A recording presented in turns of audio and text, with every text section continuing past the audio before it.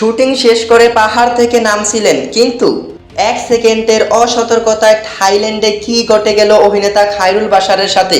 থাইল্যান্ডের কোলান দ্বীপে শুটিং শেষ করে পাহাড় থেকে নামছিলেন অভিনেতা খায়রুল বাশার, কিন্তু কে জানতো পরের মুহূর্তেই ওত পেতে আছে এক ভয়াবহ দুর্ঘটনা। আজ বিকেলে থাইল্যান্ডে একটি নাটকের কাজ শেষে স্কুটি নিয়ে পাহাড় থেকে নামার সময় নিয়ন্ত্রণ হারান চিত্রগ্রাহক মেহেদী হাসান রনি।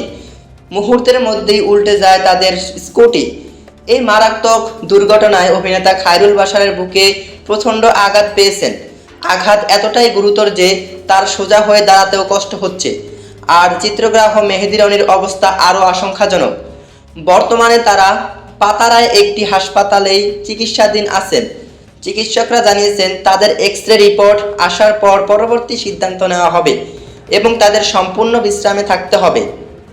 এই দুর্ঘটনার কারণে থাইল্যান্ড তাদের নাটকের পুরো শুটিং বাতিল করা হয়েছে। প্রিয় অভিনেতার দ্রুত সুস্থতার জন্য সবাই দোয়া করবেন। পরবর্তী আপডেটের জন্য আমাদের চ্যানেলটি এখনই সাবস্ক্রাইব করে রাখুন। যারা ফেসবুক পেজ থেকে দেখছেন পেজটি ফলো করুন। ধন্যবাদ।